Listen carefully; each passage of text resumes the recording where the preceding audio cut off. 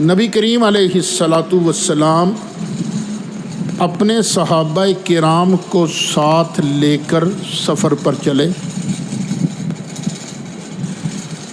رستہ میں ایک جگہ ڈیرا لگایا، اور جہاں ڈیرا لگایا تھا وہاں پانی کوئی نہیں تھا۔ جب ڈیرا لگ گیا، چلنے کا وقت آیا تو ام المومنین حضرت سیدہ عائشہ صدیقہ رضی اللہ عنہا نے عرض کیا، آقا میرا تو ہار گم ہو گیا ہے، ہار نہیں مل رہا۔ نبی کریم علیہ الصلاۃ والسلام نے صحابہ کرام سے فرمایا، چلو بھائی تم ذرا ہار تلاش کرو۔ اب صحابہ کرام نے ہار تلاش کرنا شروع کر دیا۔ صحابہ ڈھونڈ رہے ہیں ہار، ادھر نماز کا وقت تنگ ہو رہا ہے۔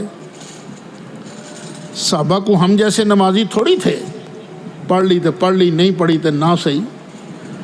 صحابہ کو تو نماز کا بڑا ذوق اور شوق اور اشتیاق۔ اب صحابہ باتیں کرنے لگے کہ یار اگر ہار نہ ملا تو نماز کیسے پڑھیں گے، کیونکہ یہاں تو پانی نہیں۔ نماز کے لیے تو وضو شرط ہے نا، تو وضو کے بغیر نماز نہیں، اور وضو پانی کے بغیر نہیں۔ صحابہ آپس میں باتیں کرتے رہے۔ کچھ صحابہ کو ذرا زیادہ ہی جوش آ گیا۔ ایک صحابی نے جا کے حضرت ابو بکر صدیق سے کہا، ابو بکر ذرا سمجھا اپنی بیٹی کو، چیزیں وہ نہیں سنبھالتی، مصیبت ہمیں پڑی ہوئی ہے، آج اگر سب کی نماز چلی گئی تو ذمہ دار کون ہوگا؟ حضرت ابو بکر صدیق کو بھی بڑا جلال آیا۔ خیمے کے اندر آئے تو دیکھا نبی کریم علیہ الصلاۃ والسلام ام المومنین کے زانوؤں پر سر رکھ کر آرام فرما رہے ہیں، اور حضرت عائشہ ان کو گود میں لیے بیٹھی ہیں۔ حضرت ابو بکر صدیق نے ایک گب بھی ماری، یہ تو نے کیا کیا؟ حضرت عائشہ فرماتی ہیں مجھے درد تو ہوا، یہ باپ بیٹی کا معاملہ ہے نا، کسی اور کا تھوڑی ہے، تمہیں مجھے حق نہیں چوں پاں پی پاں کرنے کی۔ حضرت عائشہ فرماتی ہیں مجھے درد تو ہوا پر میں ہلی نہیں، کہیں میرے مصطفیٰ کی نیند میں فرق نہ آ جائے۔ اب یہاں وابی ایک بات کرتے ہیں بڑے زور سے، وہ کہتے ہیں تم کہتے ہو نبی کو غیب کا پتہ ہے، اگر پتہ تھا تو نبی نے بتایا کیوں نہیں ہار یہاں ہے؟ صحابہ سے کیوں کہا تلاش کرو؟ کیونکہ تلاشی لی اس وقت جاتی ہے جب چیز کا پتہ نہ ہو۔ تسی بھی کوئی شاید لبدے ہو تو کدوں لبدے ہو جو تو پتہ نہ ہوئے ہے کتھے؟ الماریاں فرول، کمرے فرول، بیڈ فرول، پتہ نہیں کتھے رہ گئی شے۔ اگر پتہ ہو تو پھر تلاشی نہیں ہوتی۔ تو اگر نبی کریم علیہ السلام کو غیب کا علم ہوتا تو تلاشی کیوں لیتے؟ وہ نا اس حدیث کو اور اس آیت کو پڑھ کر بڑی اپنی تقریر پھباتے ہیں۔ بات ایک ہی ہوتی ہے، بس کرنے کا انداز الگ ہوتا ہے۔ وہ اس بات کو بیان کرے گا تو سیدھا مصطفیٰ کے علم پر اعتراض کرے گا، جب سنی بیان کرے گا، سعید اسد بیان کرے گا تو اپنے انداز سے بیان کرے گا۔ ذرا 13واں پارہ سورہ یوسف نکالیے نا ذرا۔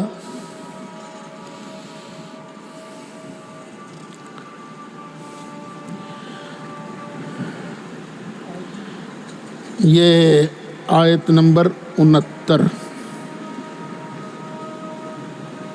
13واں پارہ سورہ یوسف آیت نمبر 69۔ جب یوسف علیہ السلام کے پاس 11 کے 11 بھائی آ گئے نا، تو اب یوسف علیہ السلام نے کھانے کا، اچھا کچھ باتیں تفسیر میں ہیں یہاں نہیں ہیں، جو ضروری بات ہے نا وہ یہاں آئے گی۔ تو یوسف علیہ السلام نے کھانے کے وقت فرمایا بھائی دو ہو جا کے بہ جاؤ نا۔ بھائی تھے 11، باقی سارے دو دو ہو کے بیٹھ گئے، اکیلے رہ گئے بنیامین۔ فرمایا اگر تم کہو تو ہم نہ بنیامین کے ساتھ بیٹھ جائیں؟ انہوں نے کہا جی بیٹھ جاؤ۔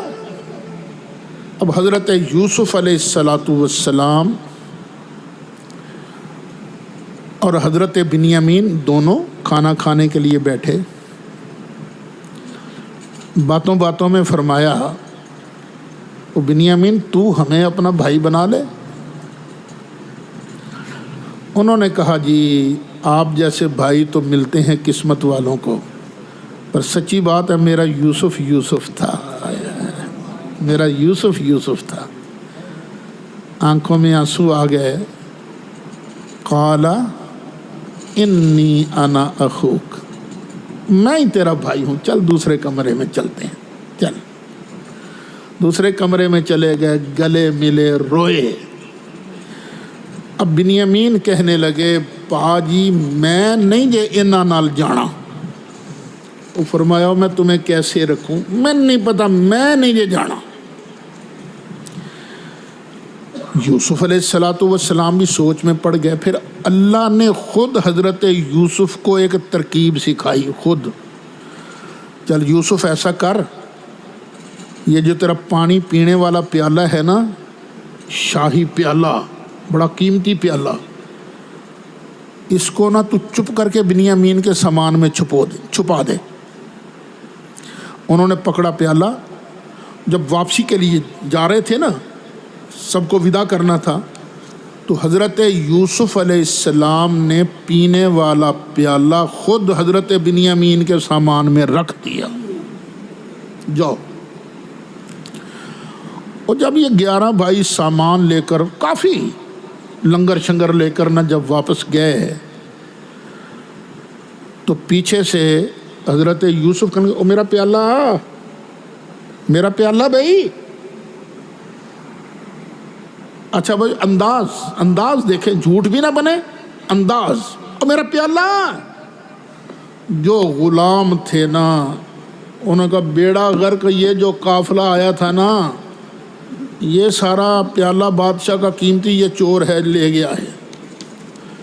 جو چیف سلیو تھا، جو سب سے بڑا غلام، ثم اذن مؤذن ایتها العیر انکم لسارقون، اس نے پیچھے سے آواز دی او چورو۔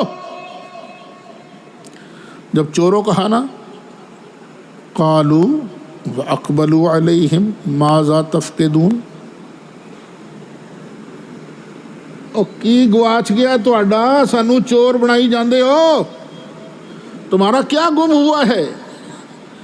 قَالُوا نَفْقِدُ صُوَاعَ الْمَلِكِ، وہ کہنے لگے بادشاہ کا پیالہ گم ہو گیا ہے۔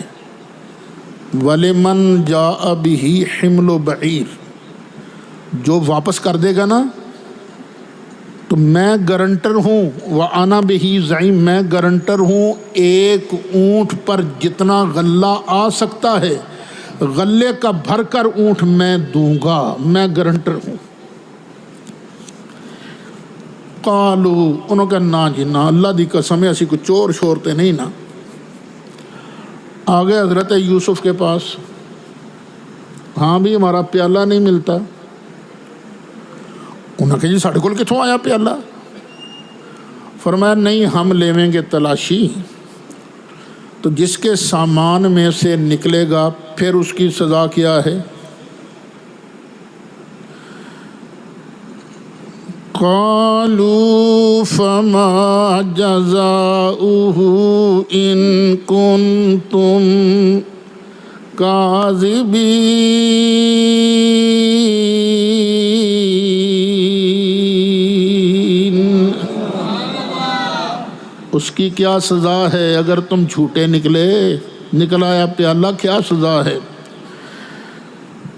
قالوا جزاؤه من وجد في رحله فهو جزاؤه، کہہ دو سبحان اللہ۔ انہوں نے کہا جی آپ کے علاقے کے قانون کا ہمیں نہیں پتہ، ہمارے علاقے کا قانون یہ ہے جس کے گھر سے، جس کے پاس سے چوری کا مال برآمد ہو جائے نا، پھر وہ مالک کا ہی غلام بن جاتا ہے، بس اسی کا ہو جاتا ہے، پھر وہ واپس نہیں جائے گا۔ اچھا اب بتاؤ، یوسف علیہ السلام کو پتہ تھا کہ نہیں پیالہ ہے کدھر؟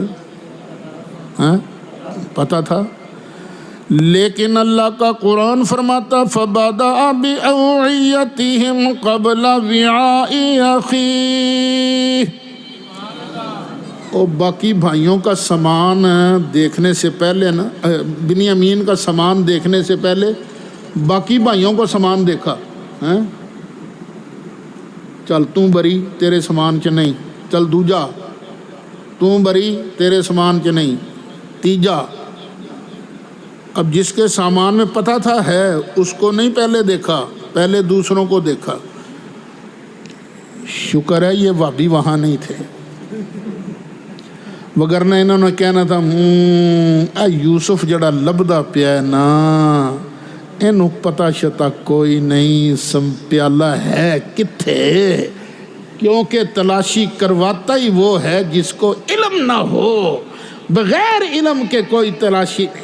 یہ تقریر کرتے اگر یہ وہاں ہوتے۔ اچھا جی آ جاؤ، 10 کی تلاشی لے لی، 11ویں کی باری آئی تو فرمایا چھڈو پتہ نہیں یہ کول بھی نہیں ہونا، نہیں جی نہیں لاؤ تلاشی یہ دی، پھر تساں کہنا پتہ نہیں وہ کول سی۔ اچھا ثم استخرجها من وعاء أخيه، اچھی ذرا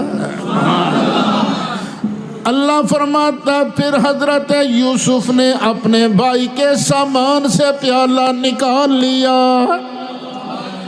اللہ دیکھو اپنے نبیوں کا تحفظ کیسے کرتا، فرمایا کذالک کدنا لیوسف، اور یوسف کو کچھ نہ کہنا، یوسف کو یہ ترکیب تو میں اللہ نے آپ سکھائی تھی۔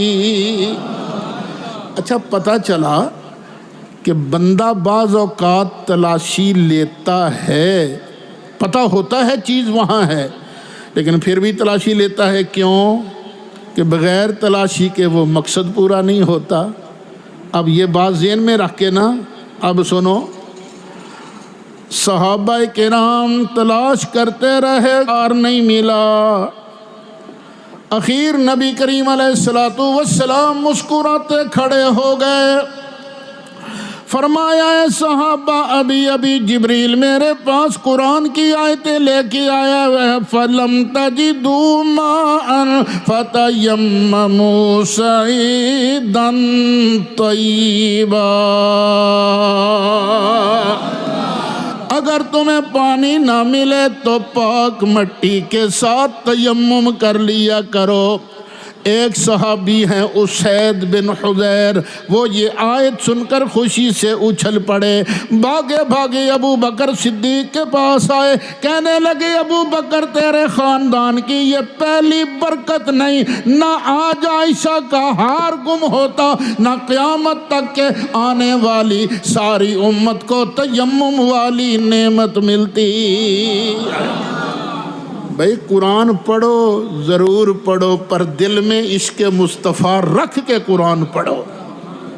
میں پھر کہتا ہوں اس وقت منافرت بڑھ رہی ہے، فرقہ واریت بڑھ رہی ہے، اور برملا کہتا ہوں اس میں حکومت کے کچھ وزیر ہیں جن کا عمل دخل ہے، وگرنہ وہ کتا جہاز میں بٹھا کر لندن روانہ نہ کیا جاتا، اس کو بھگا دیا گیا ہے۔ کیوں؟ ڈر تھا ان کو کوئی اور ممتاز قادری نہ آ جائے۔ یہ میں وارننگ دے رہا ہوں تم کو، بکواس بند کرو۔ لیکن ہمارے ہاں سب سے شریف جماعت سمجھی جاتی ہے دعوت اسلامی، یہ بیچارے صلی اللہ تے رہندے نے۔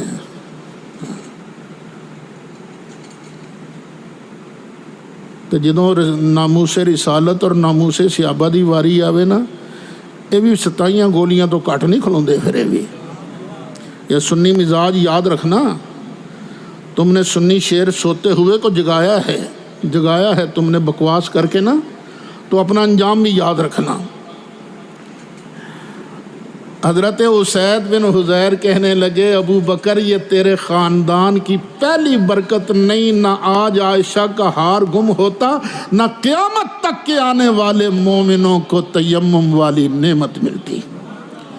مولا